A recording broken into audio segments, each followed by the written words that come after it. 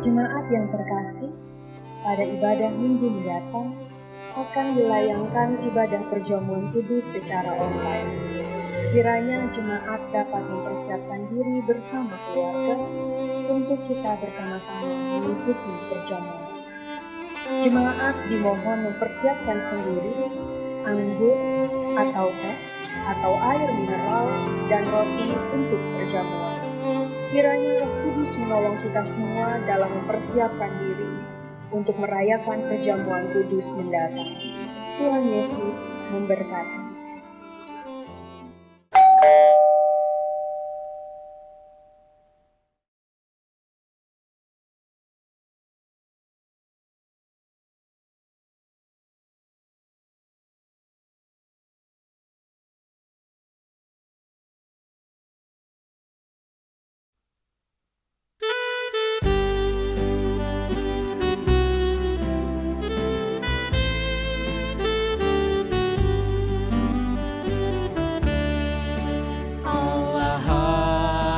Bagi kita dan hendak memberi berkat, melimpahkan kuasa Roh-Nya bagai hujan yang lebat. Dengan Roh Kudus ya Tuhan, umat-Mu berkatilah, barui hati kami, curahkan kurnia.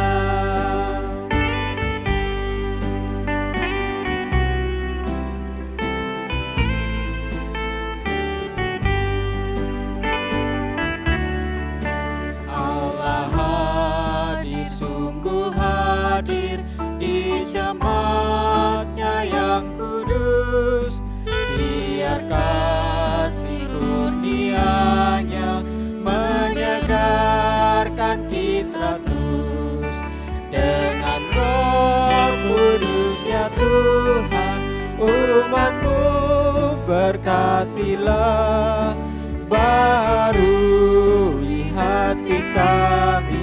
oh curahkan kurnia.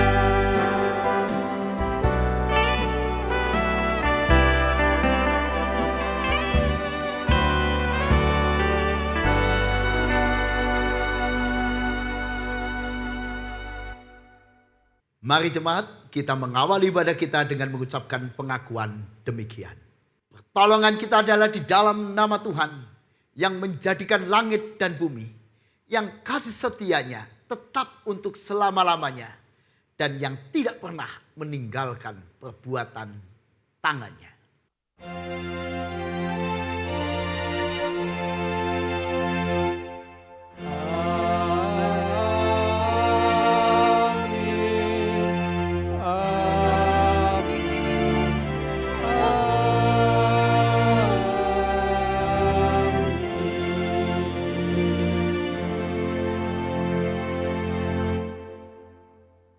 Damai Tuhan beserta saudara.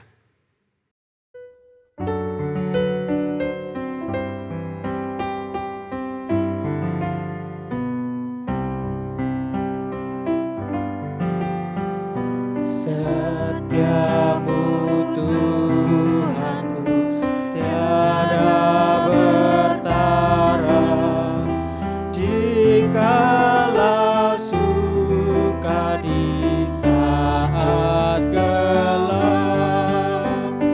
Kasih-Mu Allahku tidak berubah. Kaulah pelindung abadi tetap. Setiamu Tuhanku mengaruh hatiku. Setiap pagi bertambah jelas. Yang ku perlukan tetap Kau berikan, sehingga aku pun puas lelah.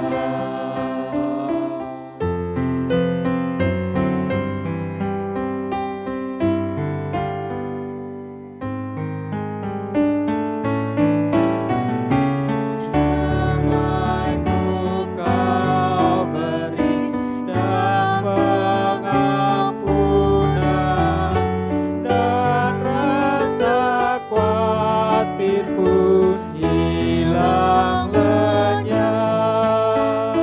Karena ku tahu pada masa mendatang Tuhan temanku di terang dan gelap. Setiamu Tuhanku mengaruh hatiku. Setiap pagi bertambah jelas. Yang ku perlukan tetap Kau berikan, sehingga aku pun puas lelah.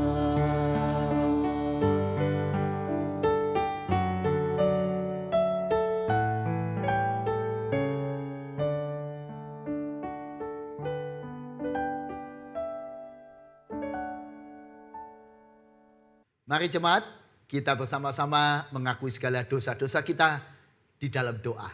Mari kita berdoa.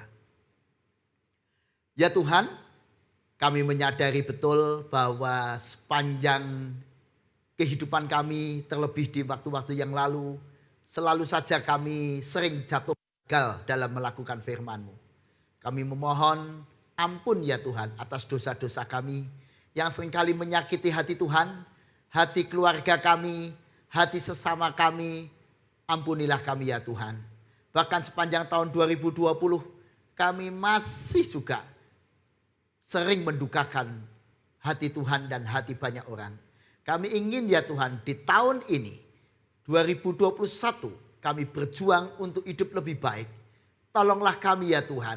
Dan kiranya oleh pengampunan yang dari Tuhan kami mendapatkan kelegaan dan semangat yang baru untuk memperbaiki diri kami. Terpujilah nama Tuhan. Amin.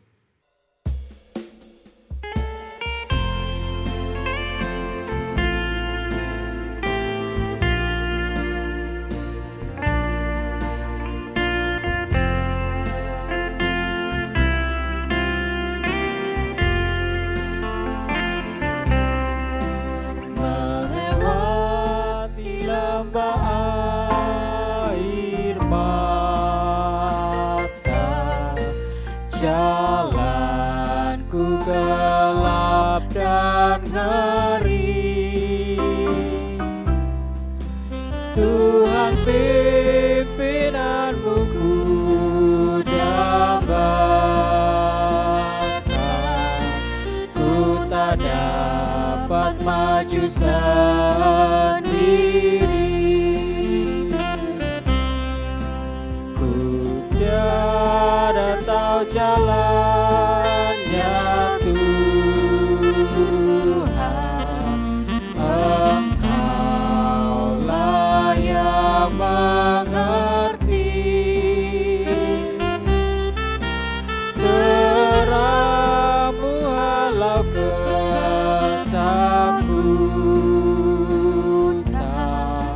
ku tak dapat maju sendiri.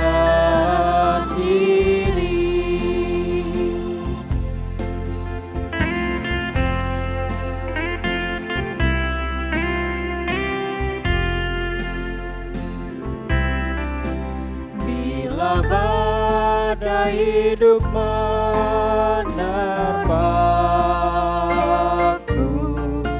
mentari pun tak berseri.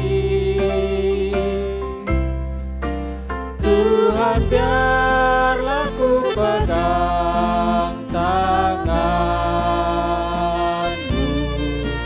ku tak dapat maju sendiri.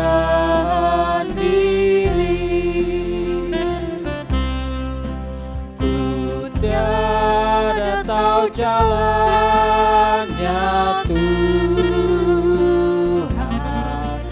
Engkaulah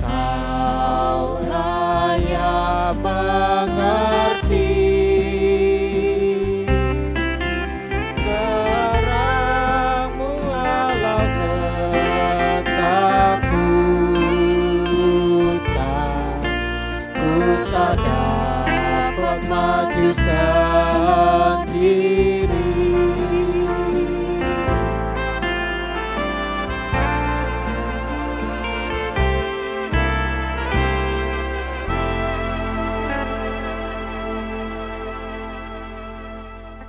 Mari jemaat kita bangkit berdiri dan kita hendak menerima berita anugerah yang dibacakan dari Efesus 2 ayat 8 sampai 9. Efesus 2 ayat 8 sampai 9 menjadi berita anugerah buat saudara dan saya yang sungguh-sungguh mengaku dosa dengan sungguh-sungguh di hadapan Tuhan.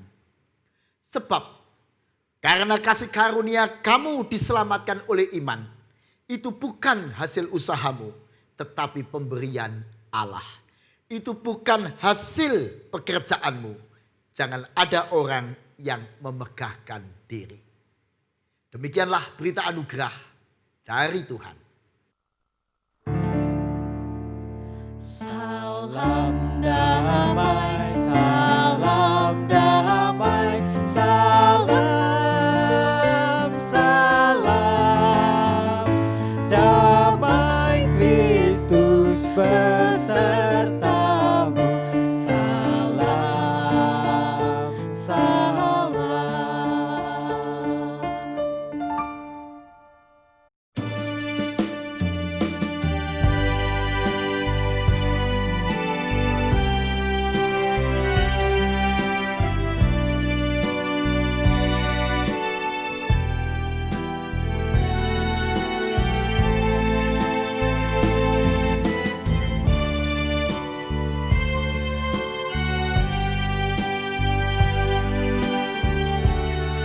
Bila ku lihat bintang gemerlapan dan bunyi guru riuhku dengar. Ya Tuhanku, tak putus aku heran melihat ciptaanmu yang besar. Maka jiwaku pun memujimu,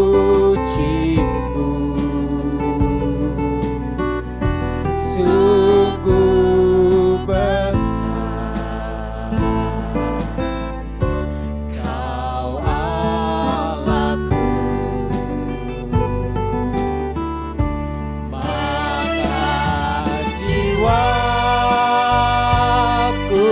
pun memujimu,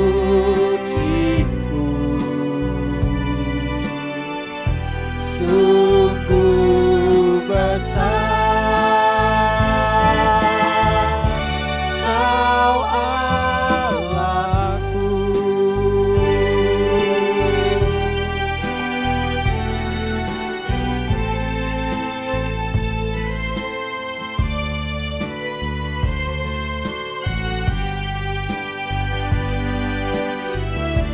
Ya Tuhanku,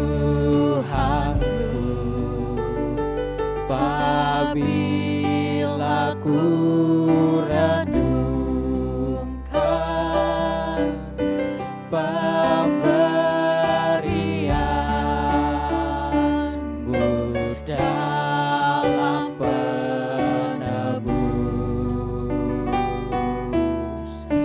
ku tertegun bagiku dicurahkan oleh putramu, darahnya kudus. Maka jiwaku pun memujimu,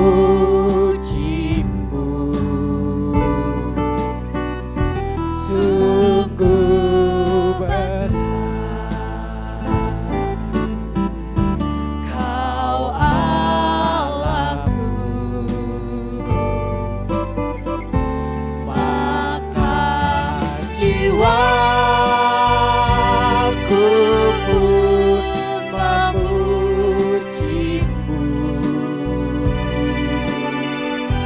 sungguh besar Kau Allahku, sungguh besar Kau Allahku.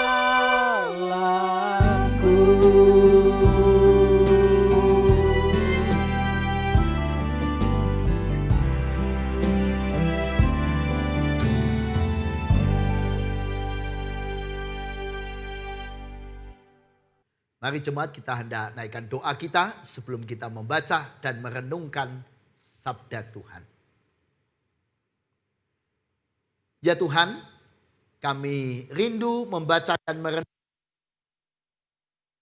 Ya Tuhan, hamba-hambamu ini siap untuk membaca, merenungkan firman itu.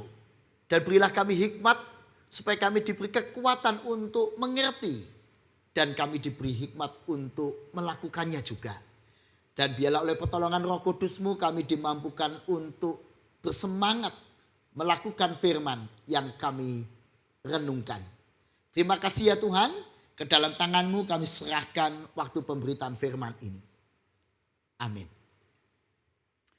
Mari jemaat kita membaca firman Tuhan yang akan kita baca dari Markus 1 ayat 4 sampai 11. Markus 1 ayat 4 sampai 11.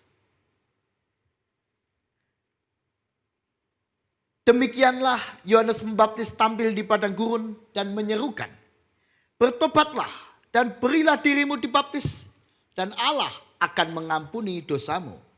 Lalu datanglah kepadanya orang-orang dari seluruh daerah Yudea dan semua penduduk Yerusalem. Dan sambil mengaku dosanya mereka dibaptis di sungai Yordan. Yohanes memakai jubah bulu onta dan ikat pinggang kulit. Dan makanannya belalang dan madu hutan. Inilah yang diberitakannya. Sesudah aku akan datang ia yang lebih berkuasa daripadaku. Membungkuk dan membuka tali kasutnya pun aku tidak layak.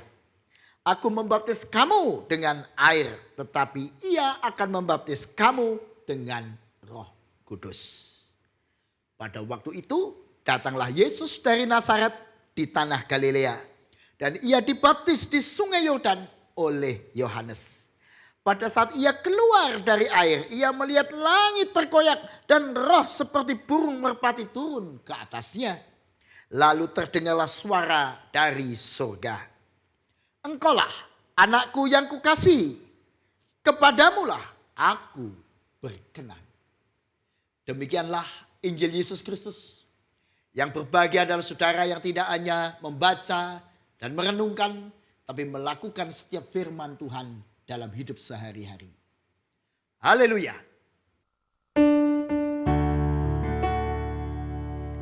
Haleluya, haleluya, haleluya.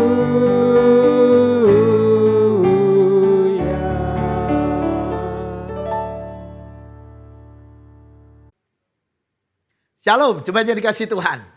Saya sangat senang kalau mendengar Bapak Presiden kita Pak Jokowi menyampaikan pidatonya atau sambutannya. Rasanya asik mendengarkan orang-orang seperti dia. Tokoh lain yang enak didengar misalnya Bapak Mahfud MD, mendiang Abdul Rahman Wahid atau Gus Dur. Rasanya enak ya mendengar guru-guru bangsa ini bicara. Kita ingin mendengarkan, titik komanya kita ingin dengar. Tetapi pernahkah Anda juga sebaliknya? Melihat tokoh di TV, kita sudah nggak ingin dengar. Kita ingin cepat-cepat pindah channel saja. Pernahkah Anda melihat begitu ada tokoh muncul mau bicara, baru lihat wajahnya kita sudah nggak mau tahu. Ya kita ingin pindah channel saja. Rasanya malas dengarkan orang itu. Pernah bersikap demikian pada tokoh-tokoh tertentu yang muncul di TV? Saya kira sebagian kita pernah melakukannya, bukan? Kenapa? Mungkin kita sudah punya dalam tanda petik kesan negatif pada tokoh-tokoh tersebut. Sehingga begitu wajahnya muncul di televisi, kita sama sekali udah gak ingin mendengar. Karena kita mungkin gak terlalu percaya apa yang dia katakan. Karena kita gak merasa terbangun oleh dia katakan. Ini orang yang kata-katanya membawa aura negatif. Membuat kita tuh merasa gak nyaman kalau orang ini bicara. Belum tentu juga betul. Nah, yang dikasihi Tuhan, tema kita hari ini terus menerus dibarui. Mengajak kita memperbarui diri. Supaya kita menjadi orang yang ketika kita hadir, ketika kita bicara, ketika kita melakukan sesuatu diterima oleh banyak orang. Bahkan jadi berkat oleh banyak orang. Dan sebaliknya ada banyak orang yang hari ini kehadirannya tidak diterima. Bahkan oleh suaminya sendiri, istrinya sendiri, anak-anaknya sendiri gak senang berdialog lama-lama. Seperti kita tadi, ada tokoh baru muncul wajahnya di televisi, kita sudah ganti channel. Nah, kalau di rumah, kita nggak ingin bicara lama-lama dengan anggota keluarga yang tidak nyaman. Diajak bicara nggak enak. Kalau diajak dialog nggak nyambung. Wah. Nah, karena itu sudah dikasih Tuhan, kita perlu terus-menerus dibarui. Siapa contoh yang bisa kita teladani? Yohanes Pembaptis. Mari kita bandingkan diri kita dengan Yohanes Pembaptis. Dari sana kita belajar bagaimana memperbarui diri dan hal-hal apa yang perlu kita barui. Misalnya Markus 1 ayat yang keempat. Yohanes Pembaptis tampil di padang gurun dan berseru, "Bertobatlah dan berilah dirimu dibaptis dan Allah akan mengampuni dosamu." Dan dikasih Tuhan luar biasa. Ucapan Yohanes Pembaptis itu ucapan yang berisi, ucapan yang benar. Allah mengampuni dosamu. Benar. Ajakan yang benar, bertobatlah. Ajakan yang sehat, ucapan yang benar, yang sehat, yang berguna, yang memotivasi orang untuk hidup lebih baik. Pertanyaannya, bagaimana kualitas ucapan saudara dan saya? Sudahkah kata-kata kita itu benar, sehat, membangun, menjadi berkat, membawa dampak positif, menyemangati orang, menyemangati suami kita, istri kita, anak kita, keluarga kita, terlebih di masa pandemi ini? Apakah ucapan kita ini berkualitas? Ayo kita perbarui terus ucapan kita supaya makin hari makin jadi berkat. Yang kedua saudara, di ayat yang kelima, menarik dikatakan, "Datanglah kepada Yohanes Pembaptis orang-orang dari seluruh daerah Yudea, semua penduduk Yerusalem, dan sambil mengaku dosanya mereka dibaptis di sungai Yordan." Bayangin saudara, orang-orang rela meninggalkan tempatnya, datang jauh-jauh ke sungai Yordan untuk bertemu dengan Yohanes Pembaptis. Mengapa mereka rela menyediakan waktu? Mengapa mereka rela bersusah-susah? Mengapa mereka mau berbasah-basah untuk dibaptis? Karena mereka melihat sosok Yohanes Pembaptis yang benar, yang membangun, menginspirasi mereka untuk hidup lebih baik. Pertanyaannya, apakah hidup saudara juga menginspirasi orang lain untuk datang kepada Anda dan mereka menjadi lebih baik? Apakah kita pribadi yang didatangi orang lain? Apakah kita orang yang diharapkan datang oleh orang lain? Atau sebaliknya, orang sebenarnya tidak mengharapkan kita datang. Orang ya agak terpaksa lah menerima kehadiran kita. Karena kita memang tidak punya dampak apa-apa. Atau bahkan kesan yang negatif. Mari belajar dari Yohanes Pembaptis. Barui dampak hidup kita. Sehingga orang ketika bertemu dengan kita ingin hidup lebih baik. Yang ketiga saudara, gaya hidup kita. Bagaimana gaya hidup kita? Mari belajar dari Yohanes Pembaptis di ayat yang ke-6. Yohanes memakai jubah bulu onta dan ikat pinggang kulit. Dan makanannya belalang dan madu hutan. Saudara dikasih Tuhan. Lihat nih gaya hidupnya. Sederhana. Jubah bulu onta dan ikat pinggang kulit. Yohanes Pembaptis tampil dengan penampilan yang cocok sebagai seorang pemberita. Sebagai pendahulu Mesias. Atau katakanlah sebagai guru atau sebagai nabi waktu itu. Penampilan yang sederhana. Sehingga membuat orang lain terkesan. Dia tidak menunjukkan kemewahan, kesombongan. Bahkan pola gaya makannya pun juga luar biasa. Atau pola makannya. Makanannya belalang dan madu hutan. Siapa di antara saudara yang suka makan belalang? Tentu saja ini bukan belalang yang dimaksud seperti pikiran kita. Yaitu serangga, belalang. Bukan. Belalang yang di dalam teks kita ini adalah semacam kacang-kacangan. Yang bentuknya ya agak panjang begitu. Dan disebut atau diterjemahkan belalang dan madu hutan. Kalau benar begini demikian, maka Yohanes Pembaptis itu memilih pola makan yang sehat. Makanan yang kacang-kacangan dan madu, makanan yang sehat. Dia tidak menjadi contoh cara makan yang sembarangan. Dia memilih makanannya dengan baik dan sehat. Nah sudah dikasih Tuhan, gaya hidup yang sehat. Tapi bukan cuma gaya hidup yang sehat.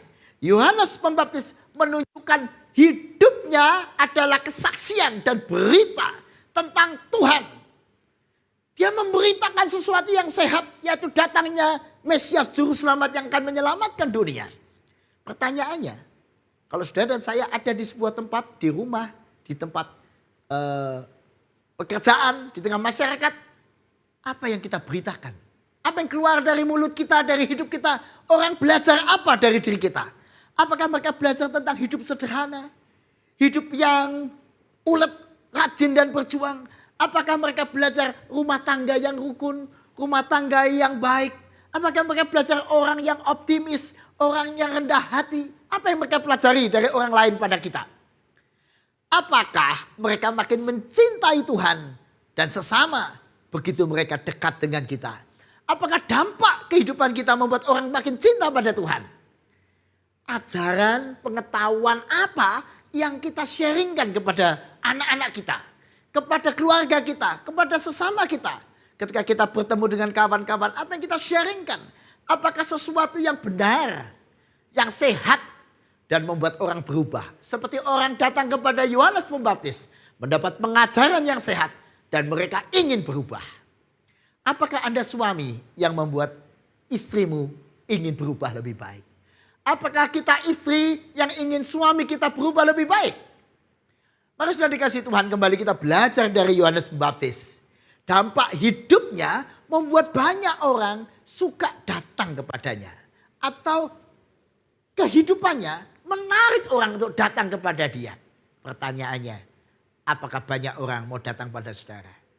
Dan apakah mereka mendengarkan kita? Lihat, orang-orang datang kepada Yohanes dari Yudea, Yerusalem, dari berbagai tempat untuk mendengarkan, untuk bertobat, untuk dibaptis. Dan dikasih Tuhan, maukah saudara dan saya juga memiliki dan belajar punya kualitas hidup yang baik, supaya orang itu mau mendengar kita dan hidup kita jadi berkat. Caranya memperbarui diri kita. Kita harus perbarui diri supaya bisa, kita harus sadar diri bahwa kita ini masih kurang, belum sempurna, masih banyak hal yang kurang baik dalam perilaku kita. Kalau kita sadar diri masih kurang, kita punya semangat untuk memperbaiki. Kalau kita merasa diri kita sudah cukup, sudah baik, sudah lengkap, sudah sempurna, ya kita tidak bisa memperbarui diri. Kita mari juga belajar melihat kemana arah perbaikan diri kita. Jangan mencontoh orang-orang lain, mari kita contoh-contoh yang ideal, yang bagus. Yohanes Pembaptis misalnya, Yesus misalnya, atau tokoh-tokoh lain yang memang hidupnya membawa dampak yang positif buat dunia. Mari kita juga memikirkan bagaimana cara memperbaiki diri. Cara yang baik. Alatnya bagaimana supaya kita bisa memperbaiki diri. Kapan waktu yang tepat memperbaiki diri? Tentu saja waktunya adalah sekarang. Ketika saudara dan saya merenungkan firman ini. Nah, kalau begitu bagaimana caranya? Pertama kita harus sadar akan Tuhan. Siapa Tuhan buat kita? Kalau kita sadar betapa Tuhan mengasihi kita, betapa Tuhan rindu menyelamatkan kita, betapa Tuhan ingin menjadikan hidup kita hidup yang baik, betapa Tuhan mau menemani perjuangan kita memperbaiki diri. Ketika sadar akan kekuasaan Tuhan, membuat kita makin rendah hati, makin kita menundukkan diri pada Tuhan, makin sadar diri ternyata saya belum apa-apanya seperti yang Tuhan inginkan. Ternyata saya belum seperti yang Tuhan mau. Ketika kita sadar diri, maka terjadi proses dalam hati dan pikiran untuk berjuang memperbaiki diri. Pertanyaannya, sudahkah Anda sadar akan Tuhan? Nah, sudah dikasih Tuhan, sadar itu saya umpamakan seperti orang bercermin. Kalau kita bercermin saudara, kita akan melihat apa yang kurang dari diri kita. Oh, ternyata kurang rapi ini rambut saya. Lalu kita bereskan rambut. Oh, ternyata masih ada kotoran di pipi saya perbaiki. Bercermin adalah cara mengoreksi diri. Tapi ada cara yang lain, ada orang yang suka kalau lihat sesuatu pakai kaca pembesar. Ya biasanya orang memakai kaca pembesar untuk memperbesar yang kecil. Yang nggak kelihatan jadi kelihatan. Nah kalau yang baik yang dilihat nggak apa-apa. Tapi yang seringkali terjadi sebaliknya, kita suka membesar-besarkan kekurangan orang lain. Kita suka membesar-besarkan kelemahan orang lain. Kita suka membesar-besarkan kesalahan orang lain. Maka kita lalu tampil menjadi orang-orang tadi. Yang seperti yang saya katakan di awal di televisi. Begitu muncul wajahnya kita nggak ingin mendengarkan. Kenapa? Membawa aura negatif. Seorang suami atau seorang istri kalau di rumah suka membesar-besarkan masalah. Suka menyalah-nyalahkan. Suka menunjuk-nunjuk kekurangan anggota keluarga. Ya pasti kehadirannya tidak diterima dengan menyenangkan. Tidak senang. Seorang anak yang selalu mengeluh, membesar-besarkan persoalan, ya tidak menyenangkan. Mari kita tampil menjadi pribadi yang terus-menerus diperbarui. Bagaimana caranya memperbarui diri kita? Yang pertama saudara, menerima Tuhan. Tunduk kepada Tuhan. Akui Tuhan dalam hidup saudara. Begitu kita mengakui Tuhan berarti kita juga menerima firman-Nya. Dan kita mau hidup di dalam firman-Nya. Kenapa ini penting? Karena firman-Nya itu adalah terang yang menuntun kita kepada apa yang benar, yang sehat untuk kita lakukan. Firman Tuhan menunjukkan kepada kita arah perbaikan hidup kita. Yang kedua saudara, mari kita berefleksi diri seperti bercermin tadi. Kenapa? Dengan bercermin kita belajar apa kelemahan saya akan perbaiki. Apa yang kurang dari diri saya akan saya perbaiki. Setiap peristiwa membuat kita belajar. Dengan bercermin kita belajar. Tuhan, peristiwa ini membuat saya belajar sesuatu. Apa yang Tuhan mau sampaikan pada saya akan cari. Contoh saudara, pandemi ini. Pandemi ini memang bukan sesuatu yang menyenangkan dan pasti semua kita seluruh dunia tidak ada yang suka pandemi ini. Tapi nyatanya pandemi ini ada di tengah kita. Mari kita belajar melihat sesuatu yang lain, berefleksi. Paling tidak dua hal. Satu, apa yang Tuhan ajarkan pada kita di tengah pandemi ini. Mungkin kita diajarkan oleh Tuhan untuk sadar betapa rapuhnya kita. Betapa kita harus tunduk hanya kepada Tuhan penguasa alam semesta. Mungkin Tuhan ingin kita supaya betul-betul tidak sombong lagi dengan kekayaan kita, kelebihan kita, dengan segala yang kita miliki. Melainkan kita belajar tunduk. Karena Tuhan dengan mudah membuat kita terpuruk. Ada pandemi saja kita bisa jatuh. Ada ini itu kita bisa gagal. Karena itu sudah dikasih Tuhan. Pandemi ini mungkin mau mengajarkan kepada kita. Supaya kita makin takut pada Tuhan. Makin rendah hati. Dan mungkin Tuhan juga mau mengajarkan pada kita melalui pandemi ini adalah. Supaya kita belajar mencintai orang lain. Selama ini kita memikirkan diri sendiri. Tapi mari kita belajar menghargai orang lain. Dengan memakai masker berarti kita itu peduli orang lain. Dengan menjaga diri, menjaga jarak dan sebagainya. Berarti kita belajar untuk melindungi orang lain. Kita diajak berpikir tentang orang lain. Gak cuma diri kita. Jadi saudara, setiap peristiwa, setiap kejadian. Melaluinya Tuhan hendak berbicara. Tuhan hendak mengajar saudara dan saya melalui peristiwa-peristiwa yang kita alami. Dan mestinya kita makin memiliki komitmen dalam diri kita. Semangat untuk belajar mentransformasi diri kita lebih baik dan lebih baik lagi seperti yang Tuhan inginkan. Artinya saudara, melalui masalah yang kita alami. Dengan refleksi diri di dalam iman kita pada Tuhan. Kita akan bahkan menemukan emas dan Allah. Bukan masalah, tapi menemukan emas dan Allah. Emas itu adalah sesuatu yang mulia, sesuatu yang berharga, sesuatu yang indah, sesuatu yang betul-betul berguna. Dan kehadiran Allah. Contoh, ketika kita di dalam keluarga, istri kita atau suami kita mungkin marah kepada kita. Kita bisa marah juga karena dia marah pada kita. Wah, balas marah, marah, balas marah, kasar, balas kasar. Atau kita berefleksi diri. Ketika pasangan kita marah, kita bertanya, apa yang Tuhan mau ajarkan pada kita melalui peristiwa pasangan kita marah ini? Mungkin kita diminta makin mengerti pasangan kita. Mengapa dia marah? Mungkin Tuhan mengajak kita makin belajar rendah hati, belajar empati, memahami perasaan pasangan. Dan ketika kita mau betul-betul belajar memahami pasangan kita. Kita menjadi pasangan yang menemukan emas, yaitu menjadi pasangan yang lebih baik. Pastilah nanti hubungan akan menjadi lebih baik. Pastilah nanti keluarga menjadi lebih damai. Dan kalau demikian kita menemukan sesuatu yang bernilai seperti emas. Dan menemukan kehadiran Allah yang selalu mengajar kita pada setiap peristiwa. Yang melindungi kita dari setiap peristiwa. Jadi masalah membuat kita menemukan emas dan kehadiran Allah. Ketika kita terpuruk, Di tengah pandemi ini, ekonomi kita goncang-gancing, kita menjadi goyah dalam dunia bisnis dan sebagainya. Apakah kita melihat cuma masalah, persoalan, atau kita melihat emas dan kehadiran Allah? Apa yang Tuhan mau ajarkan ketika ekonomi kita goncang-gancing? Mungkin Tuhan ingin mengajarkan kita untuk bisnis bersama Tuhan. Bisnis di dalam Tuhan. Supaya kita tidak mengandalkan pikiran kita sendiri. Keterampilan, pengalaman kita sendiri. Tidak mengandalkan modal besar yang kita miliki. Tapi semata-mata mengandalkan Tuhan. Mungkin Tuhan ingin mengajar kita banyak hal. Ketika kita mau belajar, kita menemukan emas. Hal yang bernilai.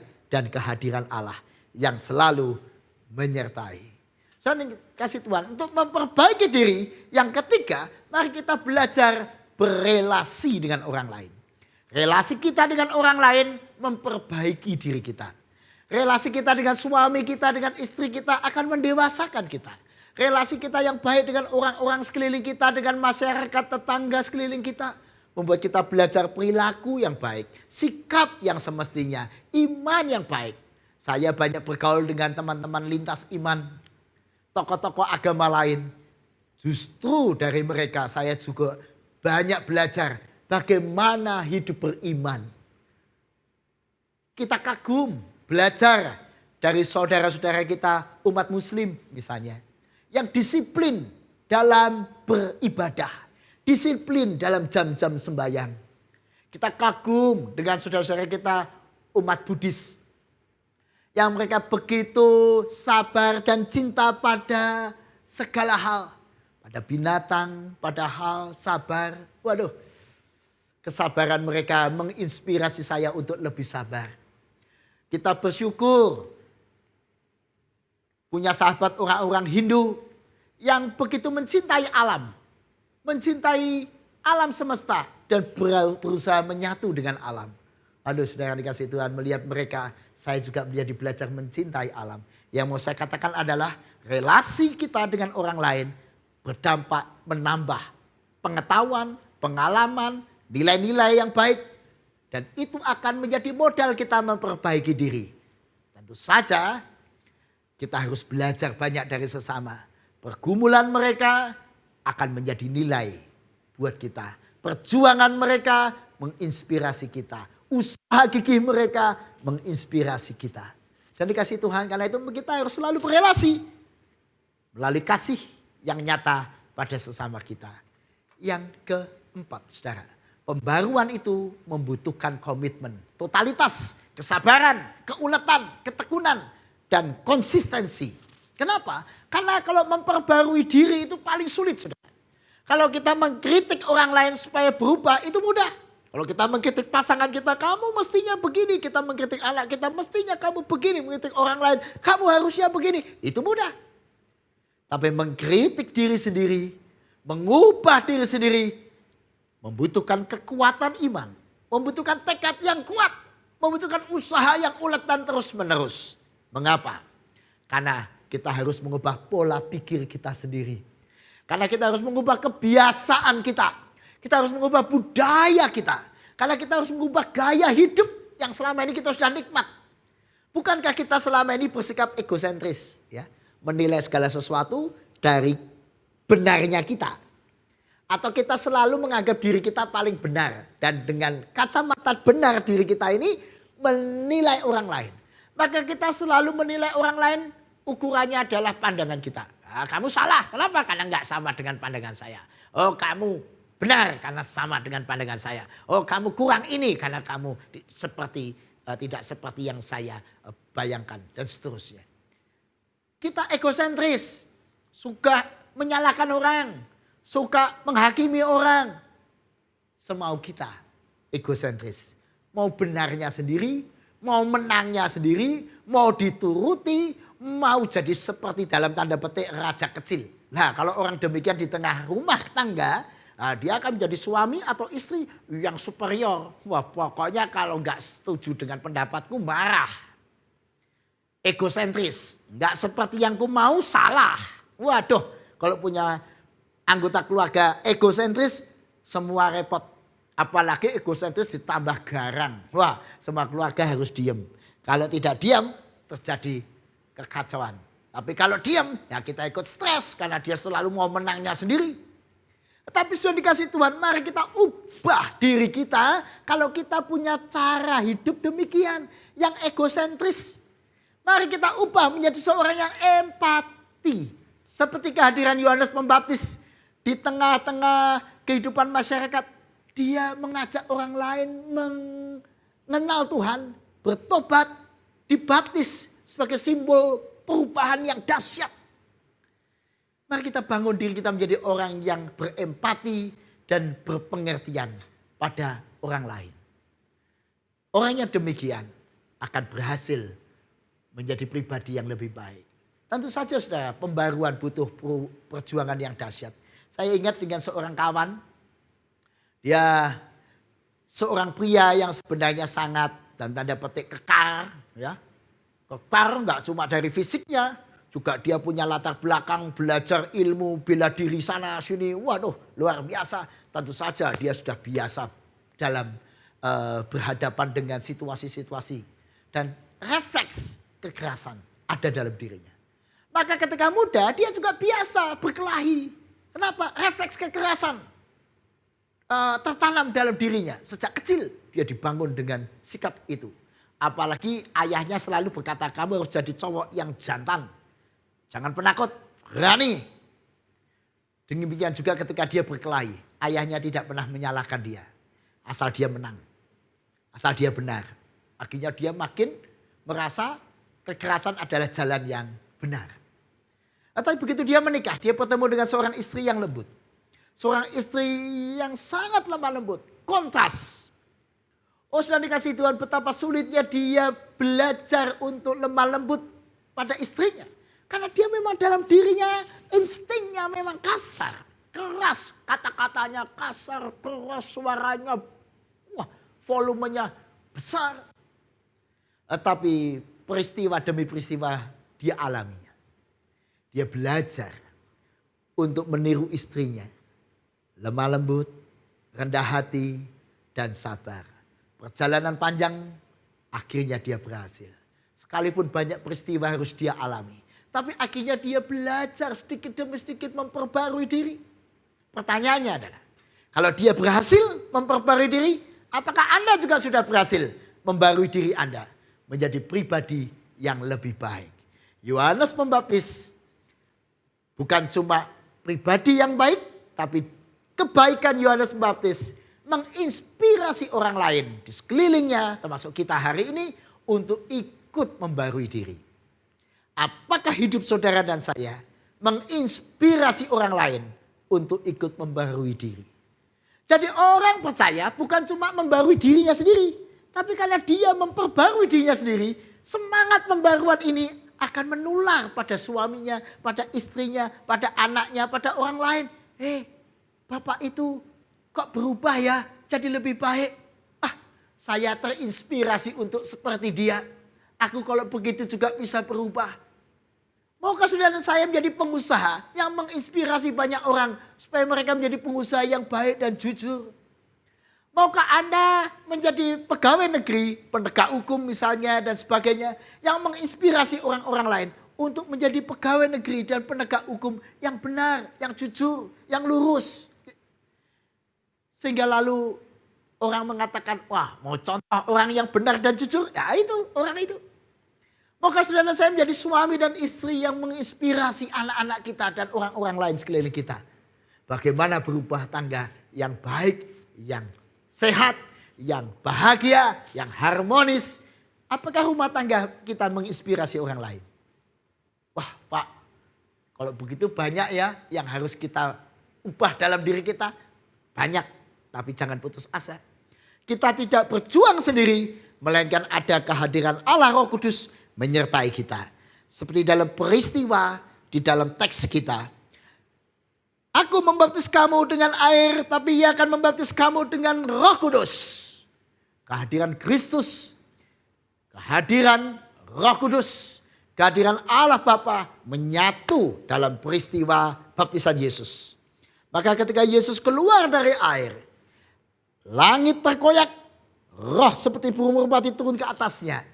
Ini menggambarkan Allah Tritunggal, Trinitas yang hadir dalam peristiwa itu. Sesungguhnya saudara, dalam peristiwa hidup saudara juga Allah Trinitas, Bapa, Anak, Roh Kudus juga hadir. Untuk menemani, untuk menyemangati, untuk memelihara kita, untuk mendorong kita menjadi pribadi yang lebih baik. Sudah dikasih Tuhan, ada sepasang suami istri yang mengalami kemalangan berapa puluh tahun yang lalu.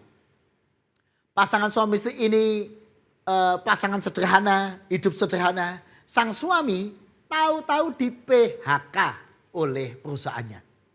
Tahu-tahu di PHK dia kehilangan pekerjaan, dia dalam keadaan tertekan bukan main.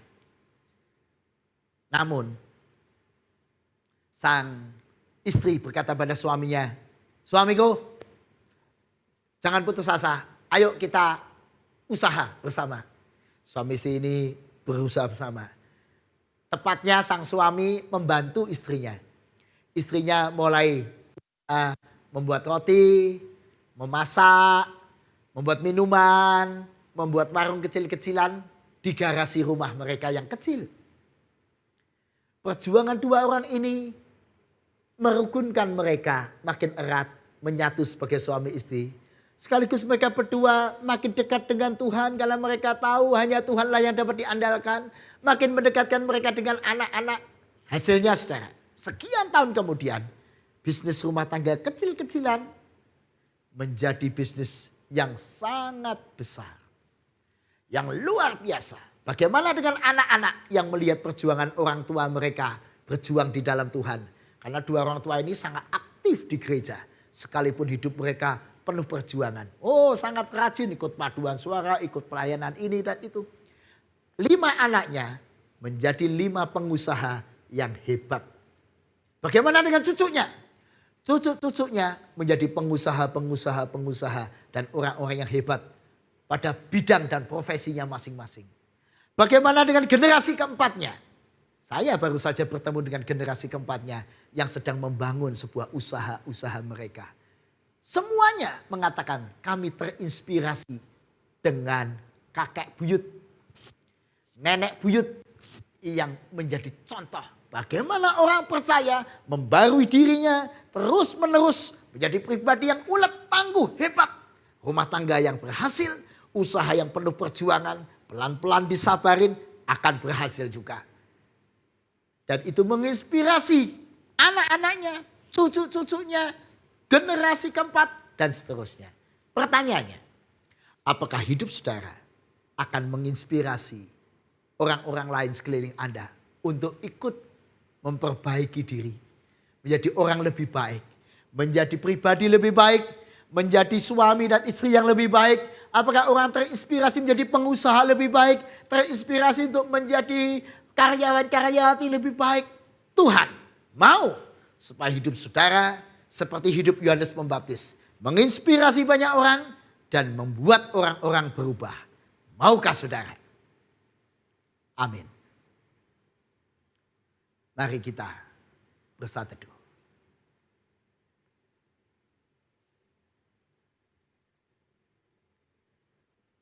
Ya Tuhan, kami mau memperbaiki hidup kami, ucapan kami, pribadi kami, karakter kami, gaya hidup kami, pola makan kami, dan semuanya dalam hidup kami. Kiranya oleh pertolongan Tuhan kami dimampukan memperbarui diri. Dan kalau Tuhan berkenan, pakailah hidup kami juga untuk menginspirasi orang lain. Biarlah itu menjadi pekerjaan Tuhan. Tapi saat ini menjadi tugas kami adalah menjadi pribadi yang sebaik-baiknya. Seperti yang firman-Mu ajarkan. Terima kasih Tuhan Yesus. Ke dalam tangan-Mu kami serahkan proses hidup baru kami. Yang kami tahu masih panjang. Masih penuh perjuangan. Masih harus kami banyak melakukan perubahan-perubahan. Tapi ya Allah, Bapa, Anak dan Roh Kudus, tolonglah kami. Amin. Dengan bangkit berdiri, marilah kita bersama dengan umat Allah di masa lalu, masa kini, dan masa depan mengingat pengakuan pada baptisan kita menurut pengakuan iman rasuli. Aku percaya pada Allah, Bapa yang Maha Kuasa, Khalik langit dan bumi, dan pada Yesus Kristus, Anak yang tunggal Tuhan kita, yang dikandung dari Roh Kudus, lahir dari darah Maria, yang menderita sengsara di bawah pemerintahan Pontius Pilatus, disalibkan, mati, dan dikuburkan, turun ke dalam kerajaan maut. Pada hari yang ketiga, bangkit pula dari antara orang mati, naik ke surga, duduk sebelah kanan Allah, Bapa yang Maha Kuasa, dan dari sana akan datang untuk menghakimi orang yang hidup dan yang mati. Aku percaya pada Roh Kudus, gereja yang kudus dan am, persekutuan orang kudus, pengampunan dosa, kebangkitan orang mati, dan hidup yang kekal. Amin. Mari jemaat kita naikkan doa-doa syafaat kita. Mari kita berdoa. Ya Tuhan, kami berdoa untuk dunia kami yang sampai hari ini seluruh umat manusia seluruh dunia masih berjuang untuk menghadapi wabah pandemi COVID-19 ini. Ya Tuhan, sudah begitu banyak penderitaan umat manusia di berbagai belahan dunia karena pandemi ini. Begitu banyak orang kehilangan pekerjaan, begitu banyak orang yang berduka karena keluarga atau orang yang mereka kasih harus berpulang karena pandemi ini. Juga begitu banyak orang yang terdampak sehingga mengalami goncangan ekonomi, goncangan kehidupan. Bahkan anak-anak kami juga mengalami tekanan dan stres karena pandemi ini. Tetapi kami percaya Tuhan berkenan untuk menolong umat manusia. Tolonglah ya Tuhan, kami semua, keluarga kami, anak-anak kami, bangsa negara kami, kota kami, supaya kami semua mendapatkan keamanan dan perlindungan dari pandemi ini. Berilah kami hikmat untuk umat manusia berjuang bersama-sama mengalahkan pandemi ini. Berilah kami disiplin untuk menjaga protokol kesehatan. Berilah kami semangat dan optimisme untuk membangun kehidupan walaupun situasi pandemi ini masih ada. Supaya kami tetap bekerja dengan tekun, supaya kami tetap melakukan tugas bagian kewajiban kami masing-masing dengan hikmat dan bijaksana. Ya Tuhan, kami serahkan umat manusia, juga bangsa negara kami, kota kami, dan seluruh kehidupan keluarga kami ke dalam tangan pertolongan Tuhan. Ya Tuhan, kami juga berdoa untuk pemerintah Indonesia khususnya dan seluruh jajarannya supaya diberi hikmat dan kemampuan semangat untuk membangun Indonesia menjadi Indonesia yang maju.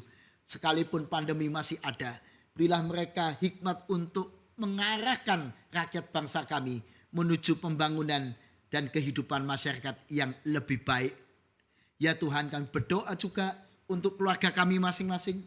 Biarlah tiap keluarga kami bertahan dalam pertolongan Tuhan. Kami memohon perlindungan. Biarlah dalam pertolongan Tuhan kami terus berjuang untuk terus eksis. Membangun kehidupan kami. Membangun kebahagiaan anak-anak kami. Membangun usaha kami. Membangun gereja kami. Membangun masyarakat dan bangsa kami. Biarlah oleh pertolongan Tuhan kami diberi semangat dan optimisme. Supaya kami tidak putus asa. Melainkan kami terus bersemangat di dalam Tuhan. Terima kasih ya Tuhan. Karena kasih setiamu adalah andalan hidup kami. Terpujilah nama Tuhan.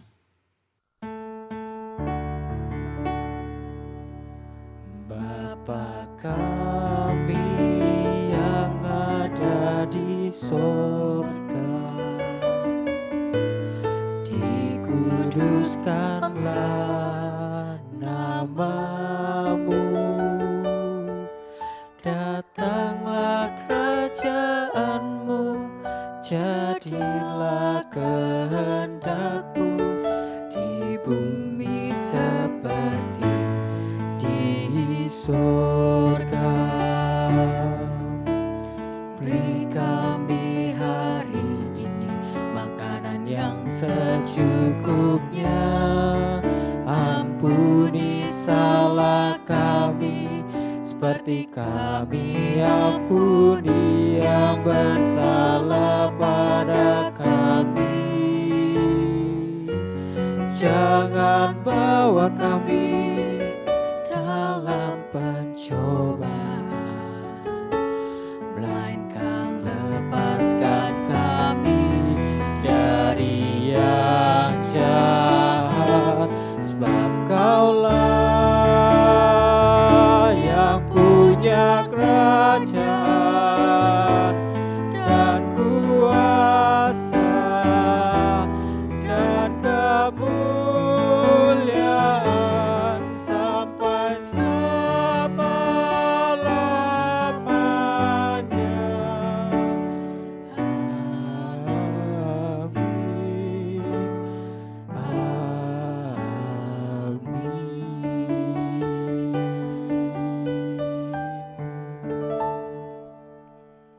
Hari ini kita tetap bersyukur dengan menyerahkan persembahan kepada Tuhan.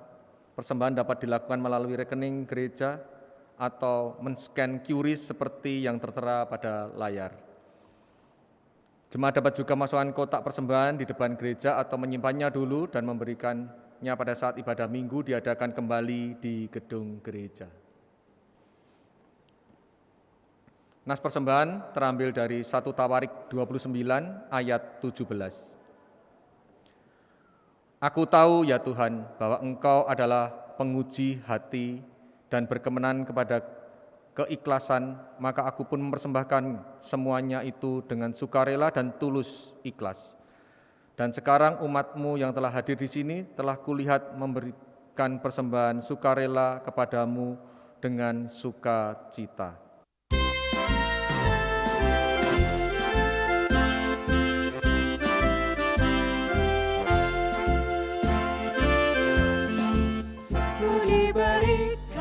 Hidung baru oleh Yesus Tuhanku, irama lagu paling mulia, kidung kasih yang merdu. Hatiku bersukacitalah, bersukacitalah, bersukacitalah. Hatiku bersukacitalah di dalam Yesus Tuhanku.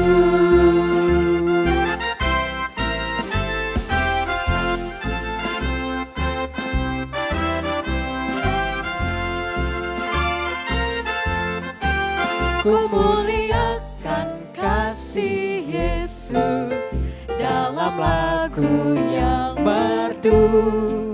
Kelak malaikat dalam sorga mengiringi kidungku. Hatiku bersukacitalah, bersukacitalah, bersukacitalah. Hatiku bersukacitalah di dalam Yesus Tuhanku.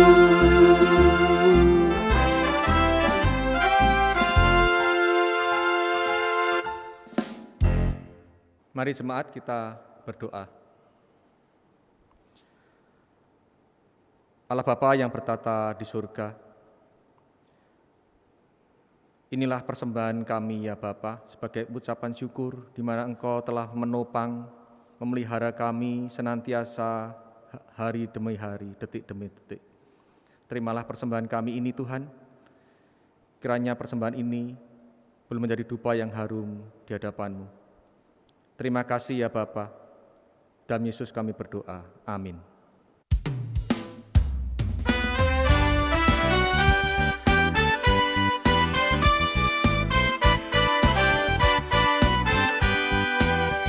Perubahan besar di kehidupanku sejak Yesus di hatiku.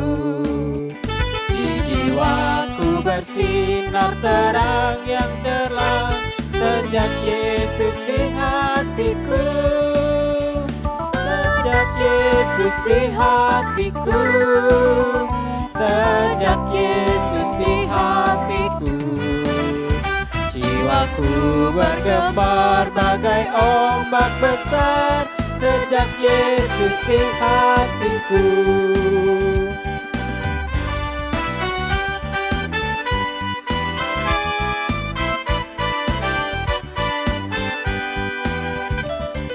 Rindu pergi ke tempat Tuhanku sejak Yesus di hatiku.